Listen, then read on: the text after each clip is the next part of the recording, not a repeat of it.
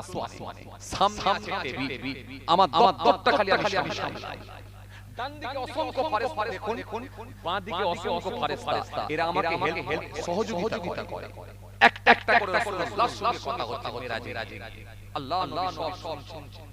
হে আজরাইল, তুমি বলবে তোমার আসন ছেড়ে মোরে 3 বার উঠেছিলে, কার বেলায়? এটা বল। হে আজরাইল, বলো তোমার যে 4টে মুখ, এই 4টে মুখের রহস্য, 4টে মুখের কারণটা একটু আমাকে বলো। আল্লাহ নবী সেই সময় বললেন, হে আজরাইল, তোমার সামনের দিকে একটা মুখ, পেছন দিকে আরেকটা মুখ, ডান দিকে একটা মুখ, বাঁ দিকে একটা মুখ, 4টে মুখের কারণ একবার হযরত আজরাইল সেই সময় বলেছিলেন, ইয়া রাসূলুল্লাহ ওয়া হাবিবাল্লাহ, আমার সামনের দিকে যে মুখটা আছে দেখছেন, এটা আমার আল্লাহ আমার সামনের মুখটাকে নূর দ্বারা বানিয়ে দিয়েছে। আরো জোরে বলেন, আরো জোরে বলেন, সামনের মুখটা হলো স্পেশাল মুখ, এটা নূর দ্বারা বানানো। যখন কোনো মুমিনের জান বের করব, যখন কোনো ইমানদারের জান বের করব, যে মানুষটা আল্লাহওয়ালা হয়ে গেছে, যে মানুষটা ইমানদার হয়ে গেছে, যে মানুষটা মুমিন হয়ে গেছে, যে মানুষটা আল্লাহওয়ালা হয়ে গেছে, নামাজি, রোজাদার, দিনদার, পরহেজগার, খোদাভীরু হয়ে গেছে, যাদের সম্পর্কে আমার আল্লাহ কোরআনের মধ্যে বলেছেন, আল্লাহু ওয়ালিউল্লাযীনা আমানু ইখরিজুহুম মিনাজ যুলুমাতি ইলান নূর ওয়াল্লাযীনা কাফারু আউলিয়াহুমুত তাগুত ইখরিজুহুম মিনান নূরি ইলাজ যুলুমাত উলাইকা আসহাবুন নার হুম ফিহা খালিদুন। যাদের সম্পর্কে আমরা কোরআনের মধ্যে বলে দিয়েছেন, মুমিনদেরকে নিয়ে আমরা এক জায়গায় নয়, একাধিক জায়গায় আয়াত দিয়েছেন। ওয়াল নবী, মুমিনদের জন্য হলো সামনের দিকের মুখ। ঈমানদারদের যখন আমি আত্মা বের করি, তখন আমার সামনের দিকের মুখটাকে কাজে লাগাই, সামনের দিকে নূরের চোখ দিয়ে তার দিকে দৃষ্টিপাত করিয়ে মুমিনের জানটা যখন বের করি, বড় আসানির সঙ্গে জান বের করিয়ে কিতাবের মধ্যে পাওয়া যায়। কেমন আসানির সঙ্গে হযরত আজরাইল সেই সময় বলেছিলেন, ইয়া রাসূলুল্লাহ ওয়া হাবিবাল্লাহ, হুজুর শুনে রেখে দেন হুজুর, যেমন কোন মা তার বাচ্চাকে যখন দুধ পান করায়, যখন স্তন থেকে নিয়ে দুধ পান করায়, ওই বাচ্চাটা যখন দুধ খেতে দুধ পান করতে বাচ্চাটা যখন ঘুমিয়ে যায়, মা টুক করে বের করে নিয়ে বাচ্চাটাকে যেমন বিছানায় শুইয়ে দেয়, বাচ্চাটা যেমন টের পায় না, বুঝতে পারে না, অমনি মুমিনের জানটা আমি এত আসানির সঙ্গে বের করব, মুমিন টুক করে ঘুমিয়ে পড়বে, বুঝতেও পারবে না, জানতেও পারবে না। তবে আল্লাহ নবী, এটা শুধু একমাত্র আপনার উম্মতের মুমিনদের জন্যই আল্লাহ আমাকে বলে দিয়েছে। এটা একটা আপনার উম্মতের মুমিনদের জন্য, আর অন্য কারোর জন্য না। আল্লাহ নবী সিজদায় চলে গেলেন, সিজদায় গিয়ে আল্লাহ তাআলার শুকরিয়া আদা করেন, আল্লাহ আপনি আমাকে ভালোবাসেন। আল্লাহ নবী সামনের দিকের মুমিনদের জন্য এটা হলো, তবে হুজুর শুনে গেলেন, আমার ডান দিকে মুখটা দেখতে পাচ্ছেন, এই মুখটা হলো ভয়ঙ্কর মুখ, এটা আমার আল্লাহর রাগ দ্বারা বানানো, গুসা দ্বারা বানানো, আমার আল্লাহর ক্রোধ দ্বারা বানানো, রাগ দ্বারা, গুসা দ্বারা বানানো, এটা রাগ দ্বারা, গুসা দ্বারা, ক্রোধ দ্বারা বানানো।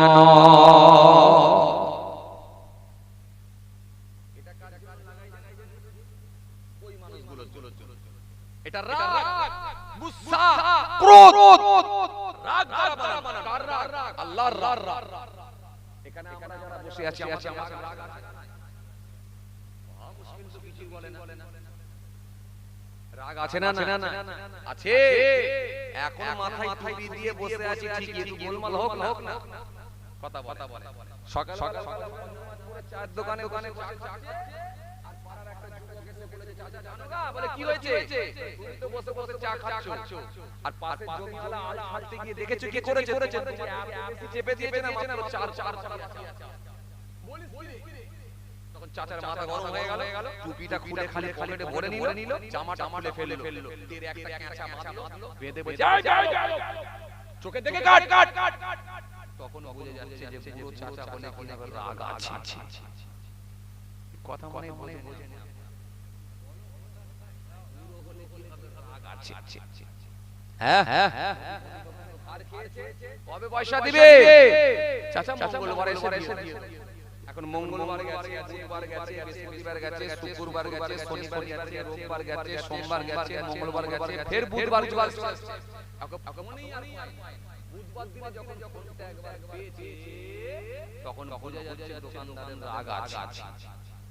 এই কথা মনে বোঝেন না আপনারা? না বুঝতে পারছেন কিছু? রাগ আছে। তার মানে কেমন রাগ? যদি একটু ভালো মানুষ হয়, নামাজি রোজাদার হয়, তাও রেগে যাবে, রেগে গিয়ে বলবে বিয়াদব, পয়সা দিবি তো, ধার খেয়েছিস কেন? মুখে যা এলো রাগ মুখ করলো। আর যদি গালাগালি করাই অভ্যস্ত হয় না, তাহলে তো ব্যাস একসঙ্গে চারটে পাঁচটা গাল বেরোবে। আরে কথা বলতে এরকম কিছু লোক আছে না? গালাগালি এরকম লোক আছে না? কথা বলে না।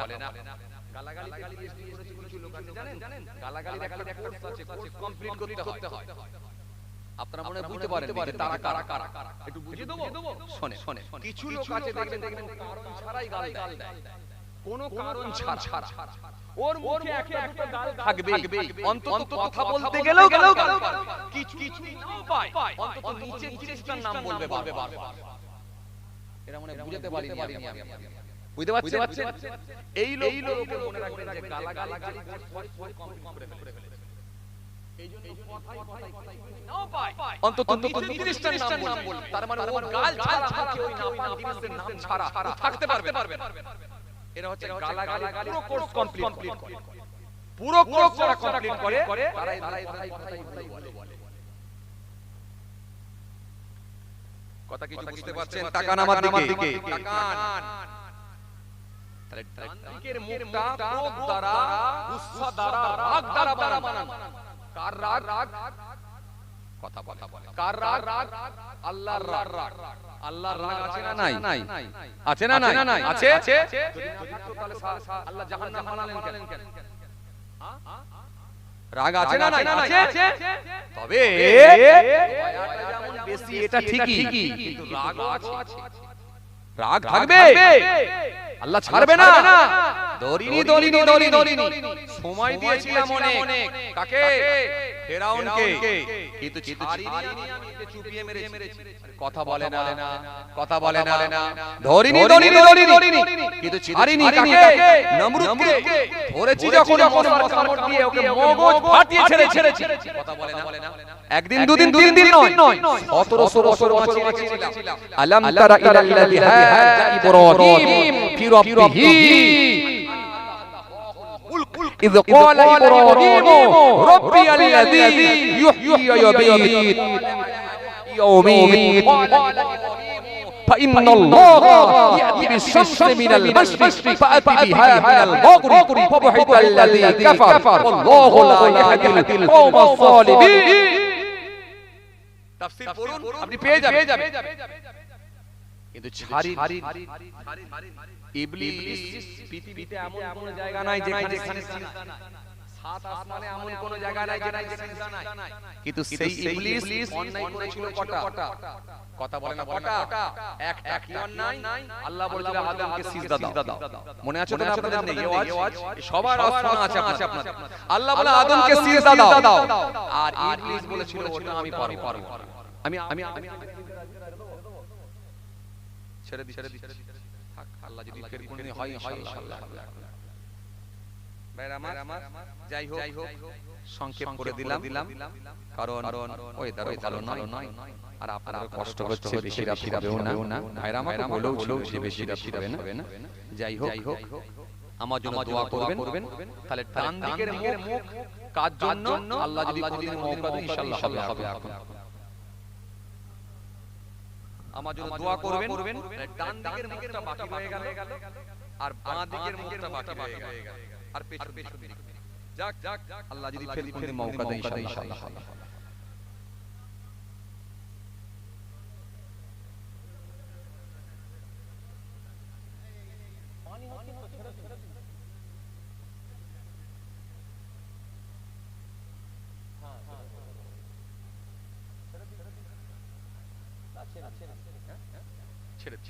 থাক আপনারা বলছেন ঠিক কিন্তু কমিটি একটা দেরি হয়ে যাচ্ছে। কমিটি আমাকে বলেছিল ভাই শেষ করব আল্লাহ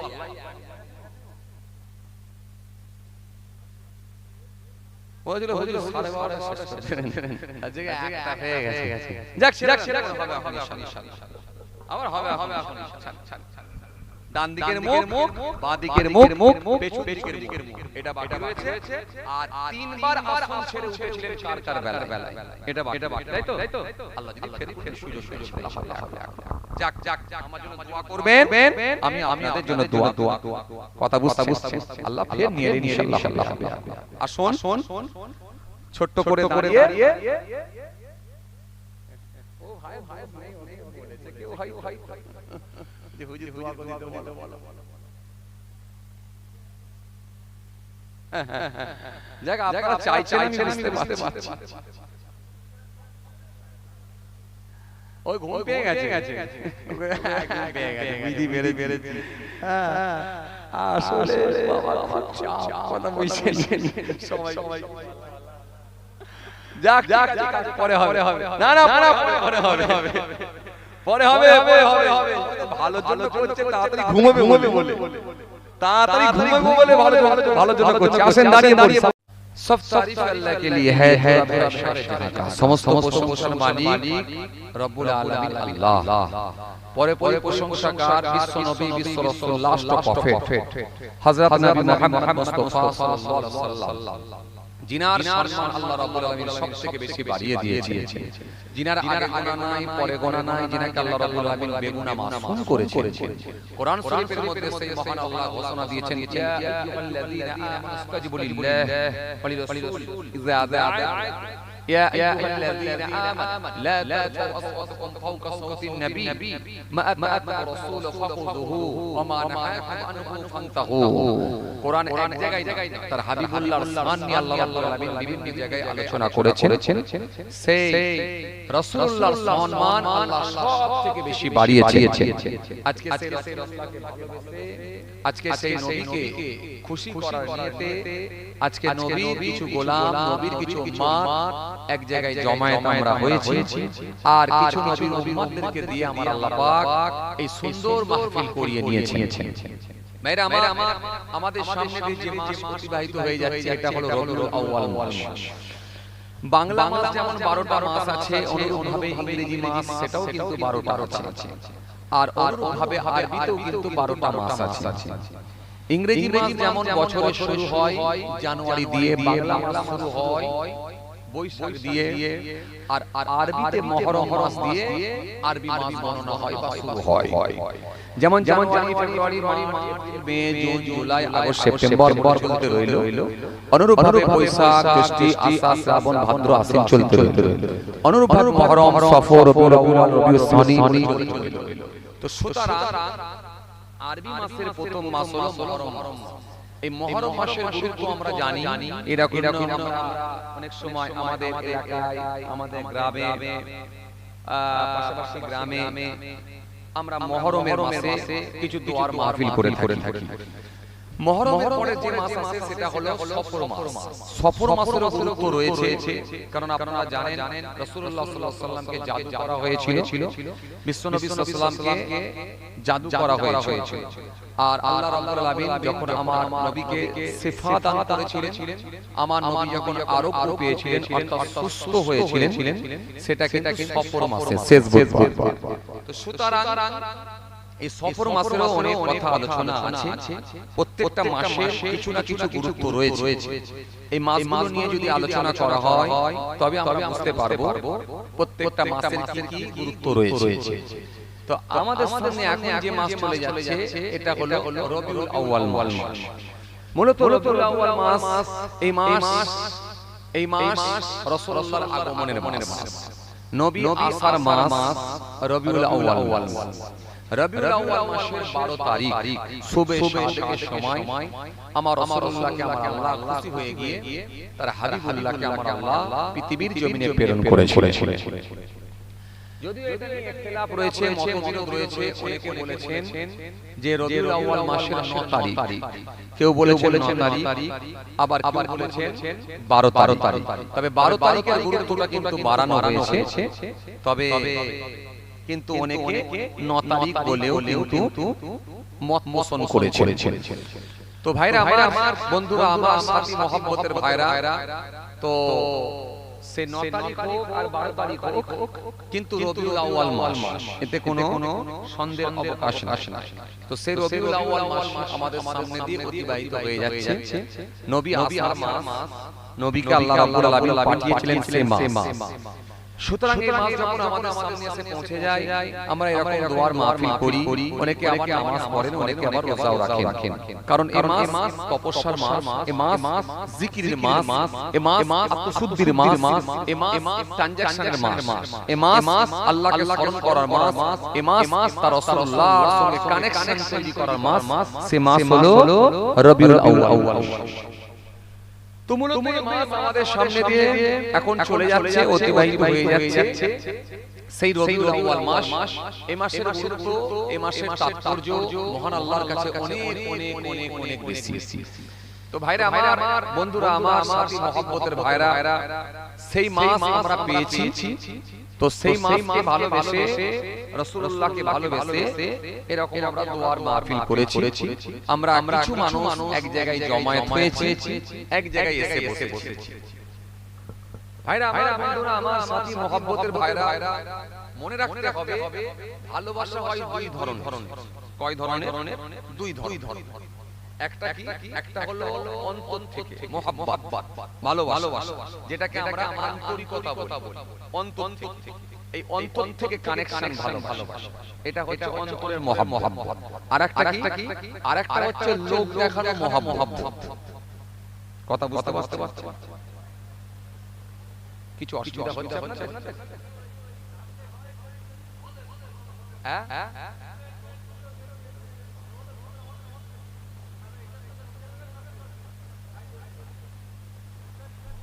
মানে আমি যেগুলো বলছি সব খারাপ বলছি।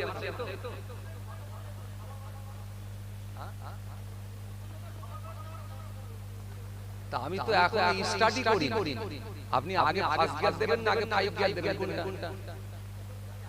আমি বলছি আগে গাড়ির ফার্স্ট গিয়ার দেবেন না 5 গিয়ার কোনটা?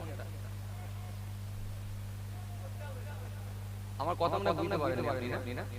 বলছি গাড়ি টপ গিয়ার দেবেন না ফার্স্ট গিয়ার দেবেন কোনটা?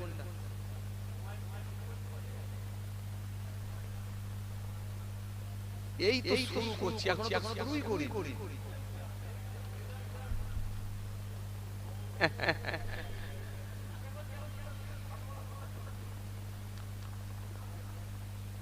খেয়াল করেন বাবাজি আমার ভাইরা, তবে যে কথা বলতে চাইছিলাম বাবাজি আমার ভাইরা, আসলে লোকের ধৈর্য কমে গেছে।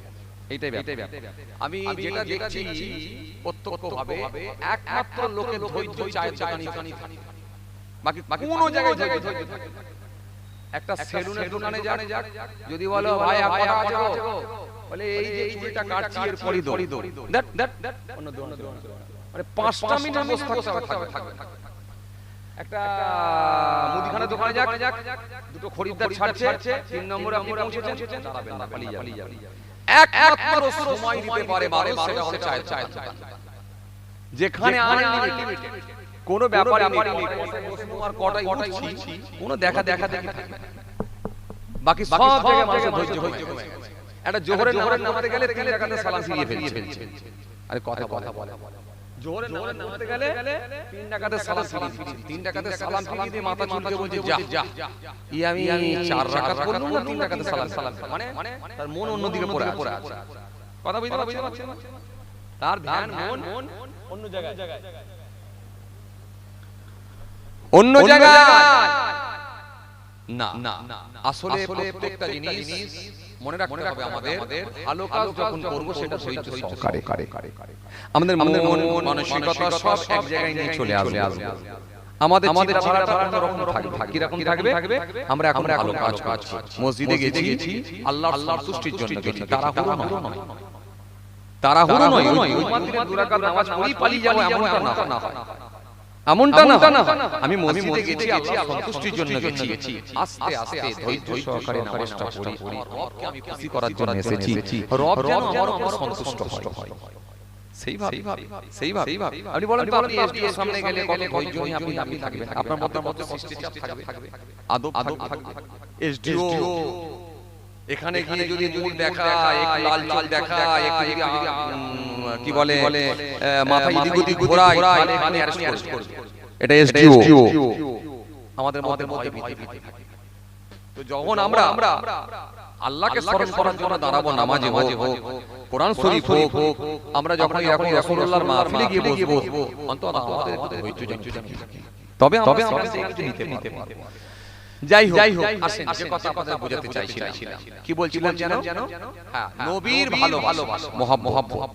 ভালোবাসা হচ্ছে দুই ধরনের, একটা হচ্ছে অন্তর থেকে, আর একটা হচ্ছে মানুষ দেখানো, লোক দেখানো মহব্বত। লোকে যেন খারাপ না বলে, শুধু ফর্মালিটি মেইনটেইন করে, এই ফর্মালিটি মেইনটেইন যেন না হয়। নবীকে যখন ভালোবাসবো, নিশ্চয়ই আমরা অন্তর থেকে, মন অন্তর থেকে, আল্লাহর সঙ্গে কানেকশন হবে, সেটা অন্তর থেকে, মন থেকে। নবীর সঙ্গে ভালোবাসা হবে অন্তর থেকে, মন থেকে। কেন? নবী বলেছেন লা ইলাহা আহাদুকুম হাত্তা ইয়াকুনা হাব্বান মিন ওয়ালিদিহি ওয়া ওয়ালাদিহি ওয়া নাসি আজমাইন। ততক্ষণ তোমরা প্রকৃত মুমিন হতে পারবে যতক্ষণ না আমাকে বেশি ভালোবাসতে পারবে। কাদের থেকে? তোমাদের সন্তান, সন্ততি, তোমাদের পিতা মাতা, সমস্ত মানুষের ঊর্ধ্বে আমি রাসূলুল্লাহকে বেশি ভালোবাসা দিতে হবে। একটু জোরে বলবেন না? তাহলে মন থেকে ভালোবাসতে হবে। কিন্তু আমরা কিছু মানুষ মন থেকে ভালোবাসতে পারি। যদি মানে কি করে বুঝবেন, আপনাকে আমি বুঝিয়ে দিচ্ছি। কিছু মানুষ আছে, দেখবেন নবীকে ভালোবাসে কেমন করে জানেন? এই 12 রবিউল আউয়াল এলো, একটা লম্বা জুলুস বের করে দিল, হাতে ঝান্ডা নিল, নারায়ে তাকবীর, আল্লাহু আকবার, নারায়ে তাকবীর, আল্লাহু আকবার, নারায়ে রিসালাত ইয়া রাসূলুল্লাহ, আল কোরআনের আলো ঘরে ঘরে জ্বালো, আল কোরআনের আলো ঘরে ঘরে জ্বালো। কিন্তু তাদেরকে যে জিজ্ঞাসা যদি করেন যে তোমরা কোরআন পড়তে পারো, বলো। কথা বলে বুঝতে পারেন? আমার কথা বুঝতে পারছেন? তাদেরকে যদি জিজ্ঞাসা করা হয় তোমরা কোরআন পড়তে পারো, বলো, তখন বলছে পারি না গো। তার মানে একটা ফিল করতে পারে, কিন্তু আল কোরআনের আলো ঘরে ঘরে জ্বালো। ওরা স্লোগান দিচ্ছে ঘরে ঘরে জ্বালো, কিন্তু ওরা নিজেরাই জ্বালতে পারে। এটা হচ্ছে শুধুমাত্র ফর্মালিটি মেইনটেইন করা, নিয়ম মেইনটেইন করছে।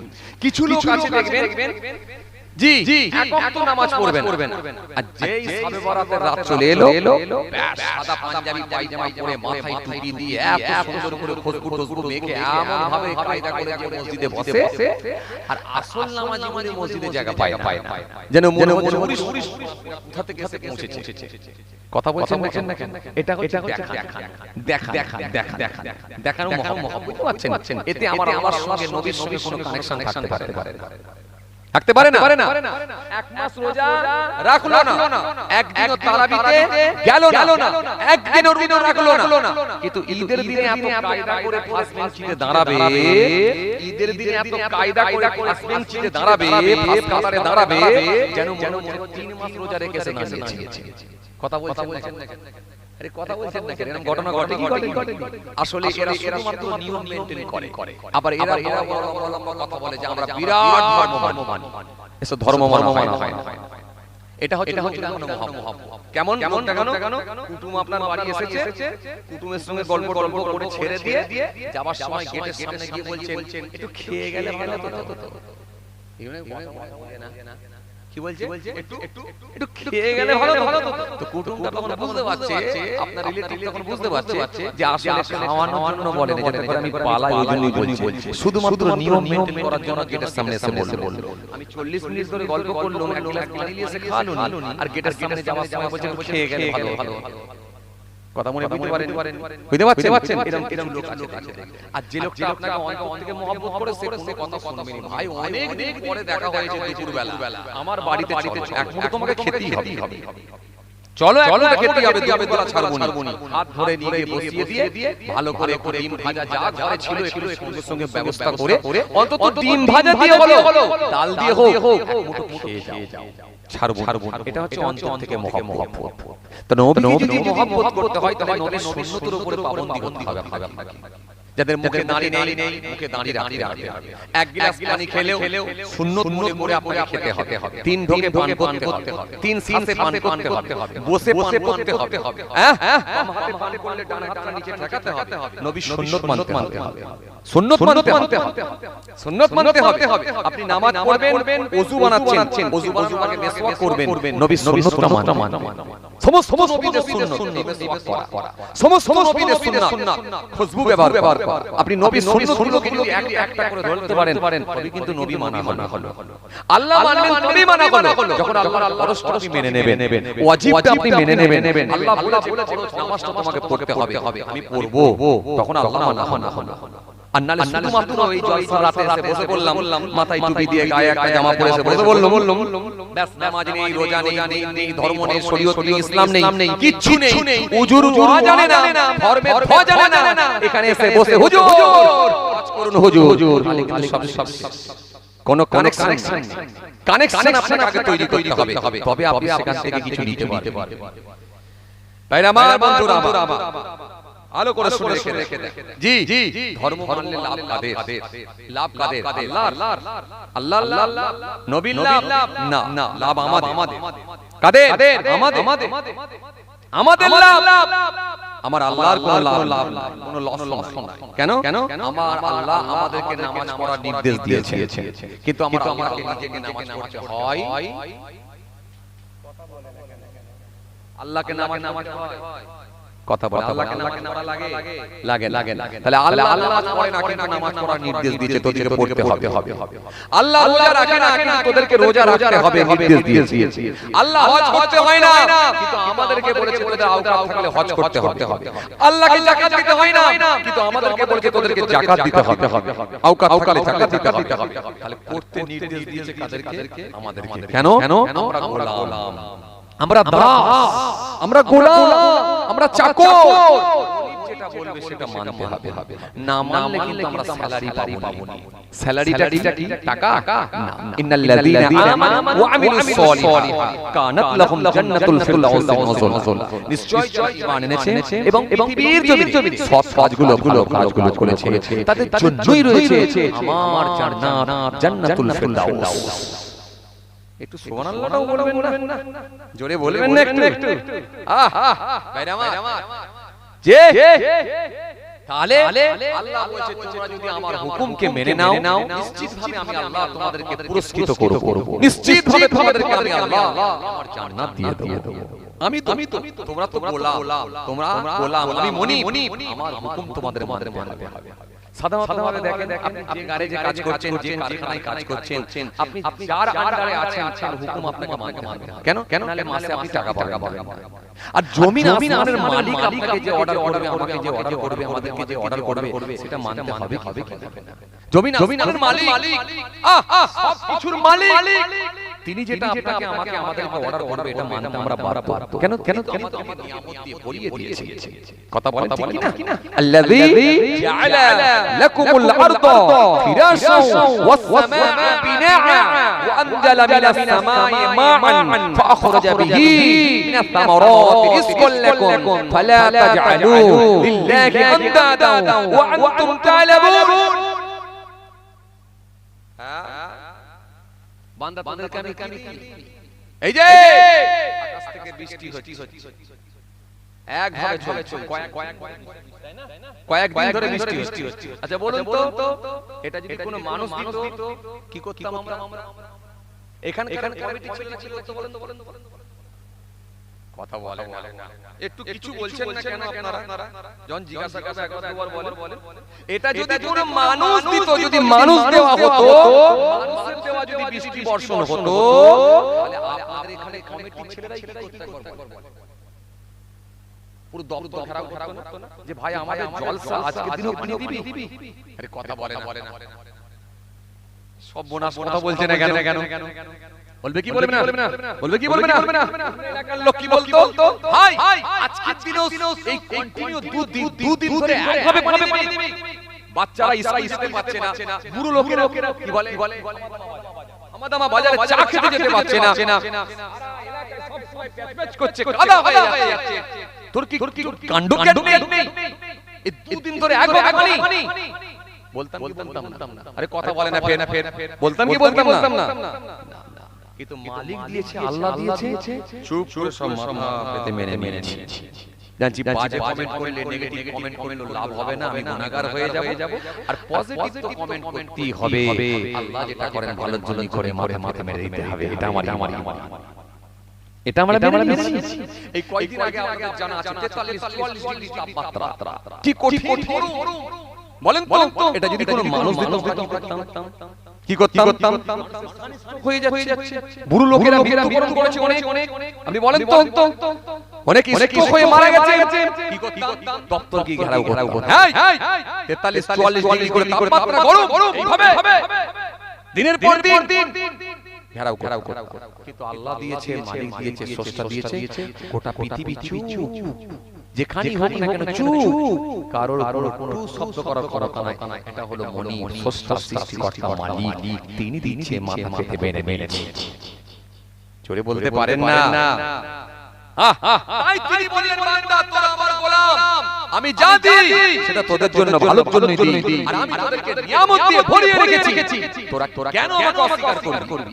আল্লাযী জাআলা লাকুমুল আরদা ফিরাশাও ওয়াস সামা, আল্লাযী যিনি বানিয়েছেন লাকুম তোমাদের জন্য আরদা পৃথিবী, আল্লাযী জাআলা লাকুম আরদা ফিরাশাও বিছানা স্বরূপ। ও বান্দা এই পৃথিবীটা আমি আল্লাহ তোমাদের জন্য বিছানা স্বরূপ বানিয়ে দিয়েছি। জোরে বলবেন না, আরো জোরে বলবেন না। দেখ বান্দা, এই পৃথিবী যদি উঁচু নিচু হতো না, আপ ডাউন হতো না, তাহলে তোদের বসবাস করার জন্য খুব অসুবিধা হয়ে যেত বান্দা। এই রকম ভাবে সমতল জায়গা যদি না হতো বান্দা, তোরা চেয়ার বিছিয়ে বসতে পারতিস না বান্দা। এরকম সমতল যদি না হতো বান্দা, তোরা বাড়ি বানাতে পারতিস না বান্দা। এ বান্দা, খাট পালং ফেলতে পারতিস না, এইজন্য তোদের জন্য খুব অসুবিধা হয়ে যেত, তোরা অসুবিধা ফিল করতিস বান্দা। এইজন্য আমি আল্লাহ বলছি, পৃথিবীটা তোদের জন্য আরামের জন্য করেছি বিছানা স্বরূপ, যাতে করে তোমরা আরামে থাকতে পারো, আরামে বসবাস করতে পারো। আল্লাযী জাআলা লাকুমুল আরদা ফিরাশাও ওয়াস সামা বিনাআ। ও এবং সামা মানে আকাশ, এই আকাশকে আমি আল্লাহ বানিয়েছি কেন? ওয়াস সামা বিনাআ স্বরূপ, এই আসমানটাকে আমি আল্লাহ ছাদ স্বরূপ বানিয়ে দিয়েছি। ও বান্দা, যেখানে যাও আমার ছাদ দেখতে পাবে। আমেরিকায় গেলে আমার ছাদ, ব্রিটেনে গেলে আমার ছাদ, ফ্রান্সে গেলে আমার ছাদ, জার্মানি গেলে আমার ছাদ, জাপানে গেলে আমার ছাদ, শ্রীলঙ্কা গেলে আমার ছাদ, পৃথিবীর যে কোনো, ভারতে গেলে আমার ছাদ, আফগানিস্তানে গেলে আমার ছাদ, পাকিস্তানে গেলে আমার ছাদ, সৌদি আরবে গেলে আমার ছাদ, মদিনায় গেলে আমার ছাদ। যেখানে যাও না কেন গোটা পৃথিবীটা আমি আল্লাহ আসমান দিয়েছি তোমাদের জন্য ছাদ স্বরূপ। জোরে বলতে পারেন না, আরো জোরে হয় না? শুধু তাই নয়, আসসামা বিনাআ আনজালা মিনাস সামাই মাআন। ও এবং আনজালা নাজিল করুন মিনাস সামাই আকাশ হইতে মাআন পানি।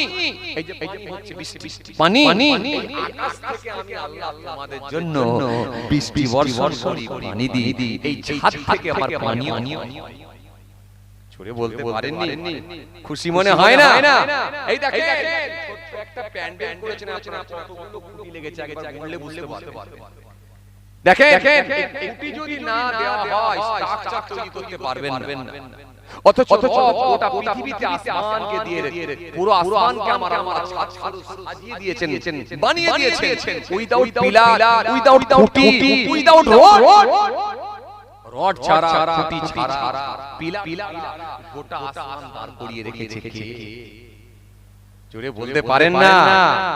আবার রবকে চিনতে হবে। আর কি চাই বান্দা? বলো কে বানালো? বলো শোনো বান্দা, শোনো শোনো শোনো, এরপরে ছাদ বানিয়ে শেষ না, আমি আল্লাহ সেখান থেকে আবার বৃষ্টি বর্ষণ করি পানি দিয়ে। ও আনজালা বিনাস সামাই মা ফাখরাজা বিহি, তৈরি করি উৎপন্ন করি ফাখরাজা বিহি মিনাস সামারাতি রিজকুল লাকুম, মিনাস সামারাতি রিজকুল লাকুম, তা থেকে আমি আল্লাহ তৈরি করি হাজার রকমের ফসল, রিজকুল লাকুম, তোমাদের রিজিক হিসাবে আমি আল্লাহ দিয়ে থাকি। জোরে বলতে পারেন না? এই যে তোমরা আলু চাষ করো, পেঁয়াজ চাষ করো, কফি চাষ করো, লাউ চাষ করো, কুমড়ো চাষ করো, এই যে নানা রকমের ফসল চাষ করছো, আমি আল্লাহ তোমাদের রিজিক হিসাবে আমি আল্লাহই তৈরি করে থাকি। জোরে বলতে পারেন না? ফাখরাজা বিহি মিনাস রিজকুল লাকুম ফালা তাজআলু লিল্লাহি আনদাদা ওয়া আনতুম তা'লামুন। কেমন করে তোমরা আমার সঙ্গে তোমরা শিরক করো, কেমন করে তোমরা আমাকে অস্বীকার করো, আমার সঙ্গে তোমরা কিভাবে শিরক করো, ওয়া আনতুম তা'লামুন, তোমরা বোঝো না, জানো না? কথা কিছু বুঝতে পারতে বাবাজি? হ্যাঁ, তো সেই রব বললেন আমি তোমাদেরকে নিয়ামত দিয়ে ভরিয়ে দিয়েছি, এইজন্য আমার হুকুম তোমাদেরকে মানতে হবে। মানলে কি হবে? মানলে তোমরাই লাভবান হবে, তোমরাই কেনার হবে, তোমরাই বেঁচে যাবে, তোমরাই সোজা পথে ধাবিত হতে পারবে। হে তরুণিয়া নওজওয়ান জওয়ানেরা, হে আমার মুরব্বিয়ানেরা, বাবারা শুনে রেখে দিন বাবারা জেনে দিন বাবা, যদি মেনে নেওয়া হয় আমরাই কিনারা হব, নিশ্চিত ভাবে পৃথিবীর জমিনে সুষ্ঠু সমাজ তৈরি হবে। এই পৃথিবীর জমিনে হিংসা থাকবে না, এই পৃথিবীর জমিনে চুরি থাকবে না, এই পৃথিবীর জমিনে মিথ্যা থাকবে না, এই পৃথিবীর জমিনে বিপদ থাকবে না, এই পৃথিবীর জমিনে হিংসা থাকবে না, এই পৃথিবীর জমিনে চগলখুরি থাকবে না, খুন থাকবে না, মেরে নেওয়া থাকবে না, প্রতিহিংসা থাকবে না, গরিবের মাল আত্মসাৎ করে নেওয়া কোনো জিনিসই থাকবে না, যদি তোমরা আমার হুকুম মেনে নাও। নেগেটিভ করেছেন না বলে দিয়েছেন, সেইগুলো পৃথিবীর জমিনে প্রতিষ্ঠিত করার জন্য, মেনে নেওয়ার জন্য আজকে